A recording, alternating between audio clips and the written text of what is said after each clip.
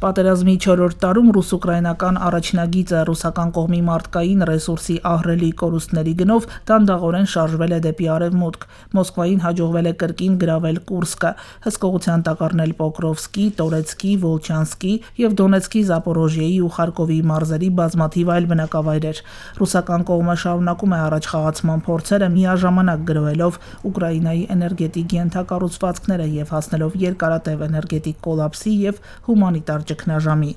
Կիևն էլ ողջ տարվա ընթացքում շարունակել է անօդաչուներով գրոհները, զգալի վնասներ հասցնելով Ռուսաստանի սահմանային բնակավայրերին և տնտեսական ենթակառուցվածքներին, կրճատելով ռուսական բյուջեի եկամուտները։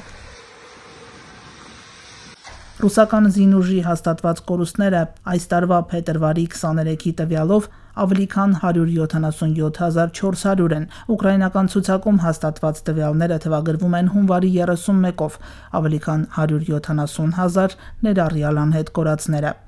ՄԱԿ-ի գերագույն հանձնակատարի գրասենյակն էլ հայտնում է, որ այս տարվա փետրվարի 13-ի տվյալով քաղաքացիական բնակչության շրջանում առնվազն 15,172 զոհված, 41,378 վիրավոր կա։ Մինչդեռ արևմտյան հետախուզության և անկախ կառույցների տարբեր աղբյուրներ այլ տվյալներ են նշում։ Ոչ պաշտոնական թվերը պաշտոնականը գերազանցում են անգամներով։ Ամիսներ առաջ Wall Street Journal-ը հղում անելով իր աղբյուրներին գրել էր, որ երկու կողմից զոհերի և վիրավորների թիվը անցել է 1 միլիոնը։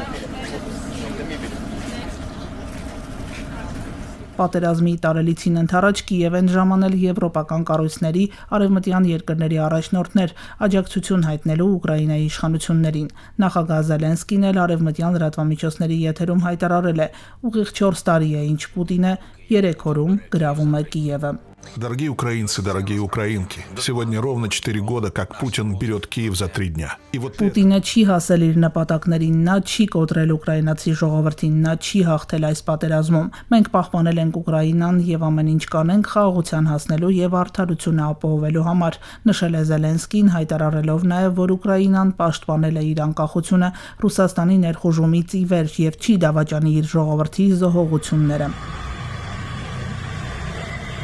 Ըստ փորձագիտական կանխատեսումների ոչ Ռուսաստանը, ոչ էլ Ուկրաինան այս պահին չունեն բավարար ներուժ լրջորեն փոխելու իրավիճակը մարտի դաշտում, ուստի նոր բեկում առաջիկայում չի ակնկալվում։ Որքան է դեռ շարունակվելու պատերազմը, Reuters-ը հղում անելով եվրոպական հետախուզության տվյալներին գրում է, որ այս տարի այն դժվար թե ավարտվի, քանի որ խաղաղության շուրջ բանակցությունները ավելի շատ իմիտացիա են հիշեցնում։ Ռուսաստանը ձգտում է ոչ թե խաղաղության համաձայնագրի կնքման, այլ սեփական ռազմավարական նպատակներին հասնելուն, փաստել է գործակալության աղբյուրը։ Ռուսաստանի նախագահը հայտարարում է, որ պատրաստ է խաղաղության բացառապես իր պայմաններով, իսկ դրանք Ուկրաինայի համար ենթադրում են տարածքային լուրջ կորուստներ։ Ուկրաինայի նախագահը դա անուղղակիորեն խոստովանել է, հայտարարելով, որ Վաշինգտոնը ցանկանում է հասնել պատերազմի ավարտին այս տարվա հունիսին և այդ նպատակով ճնշում է գործադրում Կիևի վրա։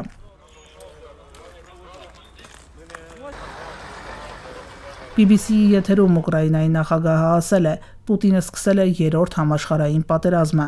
Երրորդն է թե ոչ դժվար է ասել, բայց փաստ է, որ ռուս-ուկրաինական պատերազմը 21-րդ դարի ամենատևական և դաժան առճակատումներից է։ Ժամանակային առումով այն արդեն գերազանցել է հայրենական մեծ պատերազմը։ Վերջինս ձգվել է 1418 օր։ Այսօր ռուս-ուկրաինական պատերազմի 1461-րդ օրն է։